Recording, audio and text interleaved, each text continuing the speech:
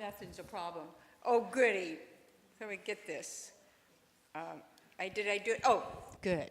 Damien, when Damien read that piece, I said, I wrote that? You have to do this all over the world. You have to read all my stuff. Wow. Thank you, Reverend Mary. It's just so great. And Reverend Sue, she was somewhere out there. It's just great. And Chris, I can't believe you have two of you, Diana and Chris, and the boy.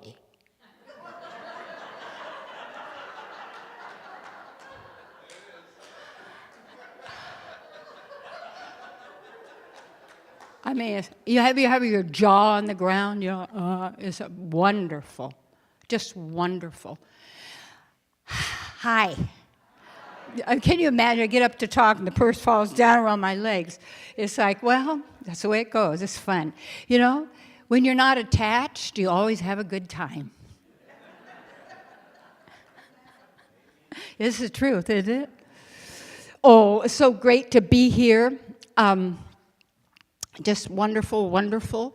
All of you are so beautiful. It's been a while. It's been like 5 years, maybe 6 years since the passing of my daughter. And someone, who was it, was sharing? Was it Chris or was someone else was sharing they had lost? No, Twyla, about, you know, the loss of her child. And a few years ago, my daughter, and she came up to Mama, take care of her, first and last breath. And it was a beautiful passing. And after that time, though, I just kind of wanted to do more inner work. So I've made, in that time, I haven't been out speaking places, and I've made over 600 YouTube videos that everybody can watch. And you just go to my website, terrycolewhittaker.com. Don't go to the YouTube first, because you only have a few. It's weird, I don't know. I'm not a Trekkie, I'm a Gaudi, so I don't... Gaudy, that's interesting. No, I know. I do words, anyway. So, yes. So that's what's been happening, and it's just such a joy to be here today. And the workshop, 8 Steps to Divine Magic. And that's not the kind of magic that you have with a professional hypnotist at a nightclub. It's not the kind of illusionist that people call magic, but there's no magic in it because it's a sleight of hand. Or it's an illusion. It's not the kind of magic of Harry Potter that's basically magic on pieces of paper, you know, words on a piece of paper people read and then imagine in their own mind, which you wouldn't really want to do. But anyway, I told people years ago, don't be watching stuff you don't want to manifest in your life at some level because you're identifying with it. You take it on, you take it and you believe it. And what happens is you can see the condition supposedly of the world, but we really don't know anything right now outside of this room, do we? And you know what? You're always right there, aren't you? Right there with you. You always have been, you always will be. So you better like yourself. Basically, stop torturing yourself. Because that's what the mind will do if you believe it, you see. And yes. So this, because every wonderful thing has ever happened, really, in my life, and it happens on a continual basis, because it's miracles in every moment. And I have one of my students is writing a song on that. Your singing is just absolutely magnificent. And the way you did it, and the way you had us participate. It almost makes me want to have a church again. Not. I like it that you do. And how this is great, because I'll tell you, This is how it started in my life, and here's the topic. It's the ultimate prosperity formula, and how I really got started in a sense of my spiritual journey, or of awakening and realizing and being who I am, rather than who I think I am, but who I really am. And what happens is, what may I say? I had a wonderful childhood. And I didn't know what misery was until I got married. Now, this isn't for everybody. This is my experience. And I am so grateful that I was so miserable. Because the only place I knew to go to find out help was church. And as a child, my spiritual partner was my great-grandmother, Bertha Hall. And what happened, and she was a student of Ernest Holmes and also the Fillmores of Unity. And she was a nurse and actually performed as a doctor where there weren't people. This was in California, in the Owens Valley. She stood up for the native people to not give their water rights to the city of Los Angeles, which is actually would be a desert without that. And so anyway, what happened was I was looking for God. And how I got, when talking about the ultimate prosperity formula, starts out with basically the first two things. You have to know that there's one power, which we'll get into. And you have to know that that power is you. All right. Well, I didn't know any of that at that time. So I started looking in churches. And I would attend all the different standard brand churches to find God, and I never found anything. And this was, I was a senior in high school, ready to get out in the world and go, I want to have a good life. I don't maybe have a life like my parents, because my parents are wonderful.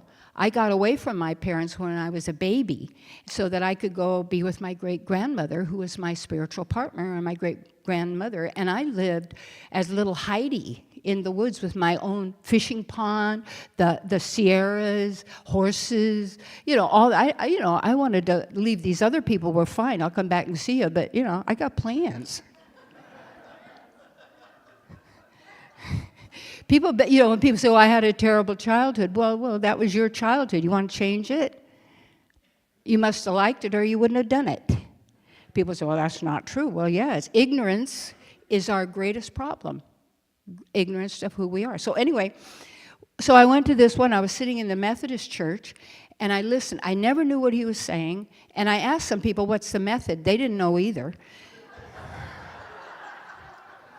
So I don't know what's the point, but anyway, nobody knows them. So one guy said, well, if you just keep showing up, one day you'll probably find out what it is. I said, oh, okay. But I didn't have the time. So, because, I wanted to have a good life. I wanted to be abundant. I wanted to travel, meet wonderful people. At that time I thought I'd be a singer on Broadway, maybe, but that's not, whatever it was, with a lot of plays and musicals, all that kind of good stuff. But anyway, so I sat there, and the last person in the church service, and everybody was gone, and I just looked, I thought, there's no God here. I don't feel anything. That night I went home, and I always did the Lord's Prayer for some reason, but we didn't have a family where you had to go to church or do any of that sort of thing. But my great-grandmother, being a metaphysician and a great influence, and still as she's now, has the body of my granddaughter. So to know someone in 2 incarnations is awesome. And I remember when people said, well, how do you know? Well, I knew. And when she was like 3, they were showing home movies and had a picture. And nobody in the family believed me, because don't worry, they never do.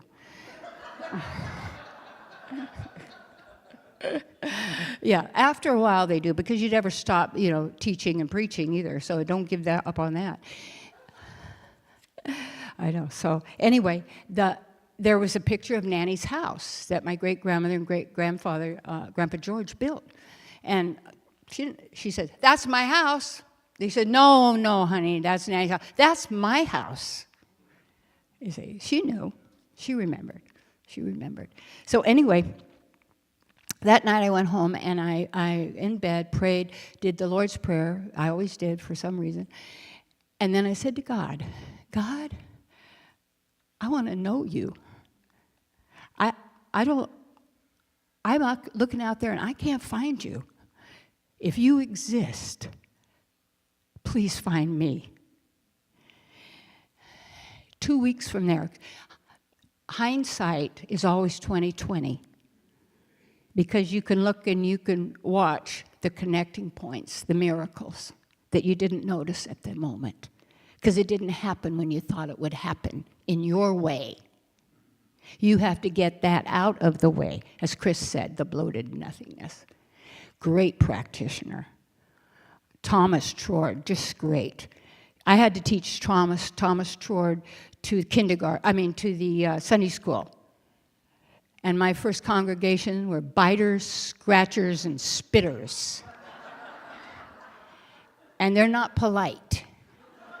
So you better have something to give. Keep their attention. It was great. Because then if you could translate Trord into a Sunday school class, you got it made. Because it looks complex. But you know what all is for? To end doubt. We'll go into that later. So anyway, who shows up? In 2 weeks, I go to spend the summer with my great-grandmother. And her friend, Violet Bertram, I'll always remember, a religious science practitioner trained personally by Ernest Holmes. All my teachers and practitioners after that were always trained and taught by Ernest Holmes. So anyway, because my grandmother was a student of Ernest Holmes, had the textbook, I had her textbook, all these kind of things. Then Violet taught us all summer long for 3 months, morning, noon, and night, at the dinner table, breakfast, lunch, and dinner, these metaphysical principles. And what happened this one time, there was one of the gentlemen, he was renting one of my grandmother's cottages, an old man. He was in the hospital in intensive care, and they said they didn't expect him to stay in his body. So we were sitting there around the table, and I said to Violet, well, can we pray and know that he's healed and he will be? She said, absolutely. So she did her treatment. And I had a feeling I never had before. Because when this is divine magic. When you slip into the consciousness of the divine God, or that is beyond this universe, beyond words, beyond thinking, we are feeling, knowing beings with eternal bodies. And by her treatment, and somehow something happened. And I was in that healing space. It's a click, you know, you're just there. And he was healed. And I went, wow. Okay, demonstration. So cool. So then I learned from her, and I went then to Orange Coast College to my first year of college. I was 17. I said, I'm going to field test these principles now. Going out there, the big world. You know, what am I going to do? Okay. So I got my stuff, and then as I went to Orange Coast, I got what is called, the thing for the year. They tell you the calendar for the year, and said, Homecoming Queen. I said, that's for me. Now, I was person least likely to be homecoming queen, except I did that summer, lose 25 pounds and become a blonde. That did change a few things. Anyway, you're so great. You're so cute. I'm goofy. I have to tell you that. You know that. I just play all the time because I'm just so happy and enthused all the time. And I'm just perceiving the souls and the spirits of animals and people and the magnificence of who we are. You are life. Life does not happen to you. You are life. And you are eternity. And when people say, I've got to survive. Are you serious? You're eternity. What a fool. You're trying to survive. Well, you'll never make it, buddy. You know, it's like when you know who you are, you don't survive, you thrive, you see. Because you're always in the moment, you're fully in God. So God consciousness, what could be better than that? You don't even have to worry anymore. There's nothing for me to worry about ever again. You want to say that?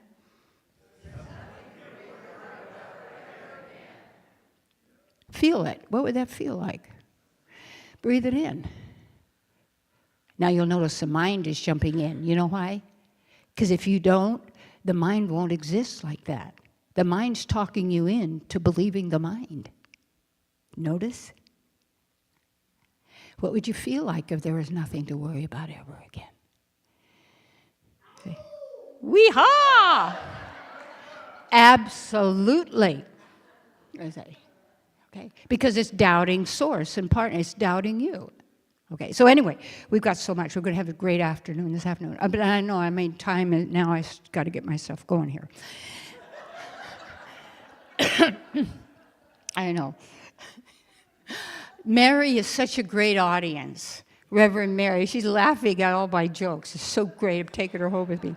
I don't mean to have a joke. But anyway, so what then? I started. So anyway, I became homecoming queen. I got my girlfriends to help me. Oh, I know. I went to the dean's office, and I'll get on with this. I said dean's office, and I said, well, how do you become homecoming queen? Because in those days that was a big deal, kind of.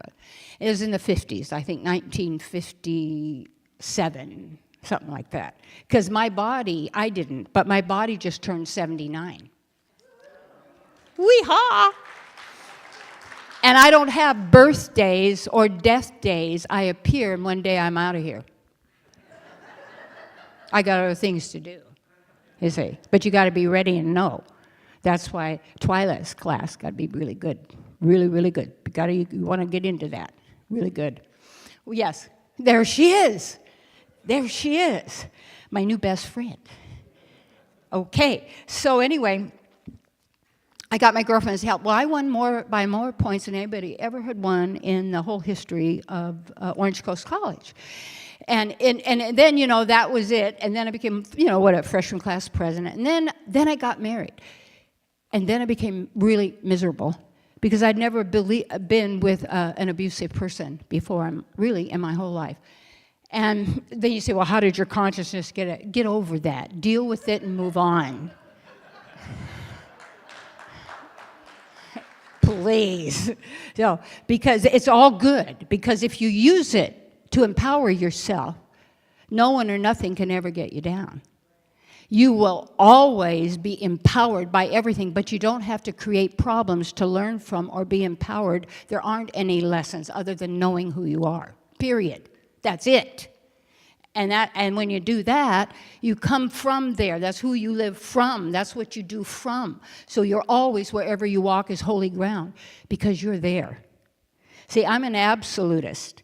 And there's a lot of people say, oh, you know, absolute has relative with it. No, that's when you fracture the person's mind to have many parts, conscious, subconscious, unconscious, and all that. We're not fractured. We're all knowing, you see. And so anyway, I have to stay on track here. Well, it's so great because, you know, when you're in the spirit, it's just moving you all the time. And it's just one revelation after another. I mean, it's like you can't even remember the revelations of yesterday because there have been so many today. Yes, and every moment is such a invigorating, inspiring, and even when you call the things bad or not, it's because you're calling them bad. You're the one giving it power. It can't exist without you giving it power because that's who you are. Okay? So, anyway, on to the next thing, the ultimate prosperity formula. So then, when I found all the misery, where did I go? I went to the Religious Science Church in La Crescenta, California. And the couple that were the ministers were so boring, it was unbelievable. The whole congregation, there was 3 of us sitting on the other side of a table. from them. And they were sweet and wonderful and all that, but there was nothing. Then I found the Glendale. Anybody ever heard of the Glendale Church? Yoo-hoo! Oh, yeah, Twyla been there. And this woman who built that, she was fabulous. So anyway, I started taking classes. And then I had a great minister, Guy Lorraine. He religious science, so he came. So he inspired everybody. And yet what it was is that I thought, well, I want to prosper what I do because I was married and I didn't have my own thing. And I thought, well, I don't want to have to ask somebody for everything I do. I'd like to be able to manifest my life, or however that is. So anyway, he was really, really inspiring. And so when I went there, what I did is I started serving. The ultimate prosperity formula is service. Let me tell you a secret. When I had my television ministry, how many of you ever saw my television ministry out there? Wow, those are my old friends. And it was great. It was in the 80s. I have a few of them up on one site. I have them on a DVD. I just never put them up because I have so many new ones that are out at Castle Lake, and I'm a barefoot hiker of the mountain. Oh, yes. Wee-haw! You know. Yeah, I'm one of those. I'm a what do you call it? A thrill seeker. Okay. The one thing I'm glad I didn't do was hand gliding. I'm so glad God said, don't do that. I said, okay, God. So anyway, what I want to say is that the formula being service, a lot of people don't realize that. And when I had my ministry, somebody asked me to be on the TV show, The Lifestyle of the Rich and Famous. The producer did. I thought, I don't think it's a good idea for a minister. I'm already in trouble because I'm prosperous. I'm following my teaching. You're happy all the time? Well, I can't help it. Have you ever noticed misery loves company? I don't let anybody take my bliss. That's me without thinking or even worried about what they're thinking, because what they're thinking is their problem, not mine. And I don't even have to talk them into not thinking that, because if I know where their mind is coming from, why bother? You see? So you own your own bliss, like that. So I have to get back to the topic.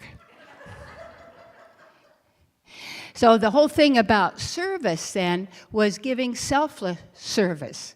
And the story about this man, there was a man, so I watched the show Lifetime of the Rich and Famous. And on there they had this man who was owner of many hotels and restaurants, very expensive ones, all throughout Europe. And so the host said, well, aren't you ever afraid that you could lose all your wealth? And the guy says, no, I'm a waiter. He knew how to serve. That's what built his wealth. He started as a waiter. He knew how to serve. Have you ever noticed there's some people, they know how to serve, and other people would you rather not have shown up? Okay. So in the sense, service, and then I began to do my service in the church. And it was so great because there were so many opportunities. I vacuumed the floor, became a Sunday school teacher, superintendent. I was on the board of trustees, took all the classes. And the most important class is a practitioner class. Because being a practitioner, that means staying in the state of consciousness, God consciousness, is called praying without ceasing. And when I pray without ceasing, I am always in the spiritual. And wherever I walk, I'm in my bubble of the divine. And I don't let anybody in my bubble. And nobody do I want to get in their bubble. Okay? But somehow, us and our bubbles can all seem to get together. Just like my cat. Her name's Lakshmi, the goddess of fortune. You might as well name your cat good. Well, she's not really mine. She's my granddaughter, because when my daughter came, she brought me her 2 children, 2 cats. Other people, they could have the money and the stuff and all those things for a momentary, like Damien said from that great written piece that he brought to life. You say, right there in everything. And it's not just the 5 senses. I got her over a rattlesnake bite on her head. I'm a practitioner. And you have to look. Do you trust your mind or do you trust yourself? Do you make your thoughts God or are you a divine being? Okay? And what it says, and be not conformed to this world, but be ye transformed by the renewing of, what's a good idea? Removing of your mind. Freudian slip. I don't want a new mind. I'm a divine being, and so are you. We're not fractured. And you are connected with the source of all knowing, and it's right here, not here. And the key of all of this, the formula of always prospering, is to know you are prosperity. Prosperity doesn't happen to you. It's your consciousness. And in every moment, you're grateful because so much good is happening. And I know we could find news and say all this, yeah. But this is what happens when people trust the mind instead of the self. Because they believe it. And anybody can control it when you don't control your own. And the key is when you control the mind will become your friend. Okay? And so the ultimate prosperity is, I am prosperity. You want to say that? Want to say it again? One more time. And I meditated on that. It means to go forth with enthusiasm. And when you go forth with enthusiasm, begin. Because that's the first step. And if you don't begin, people say, well, I believe I can, but they're not. So they don't know they can. Beliefs are different than knowing. It's not if you believe. No. It's when you know who you are. You don't have to believe anything. Because you are the absolute. You and me and God. We are what's real. All else is a projection and a movie, but it's an overlay on who we really are. So like, I don't know if it was Chris who said that, but it was like, when we're in that state of being, we're in the spiritual world. And we have miracles in every moment, with everyone we meet, and every situation. And so what do? Invest in your consciousness. Because it's your life to live as you choose. Do you choose the mind or yourself? And when you choose yourself, you're empowered and enriched. Take a deep breath. And so it is. Hugs. Thanks.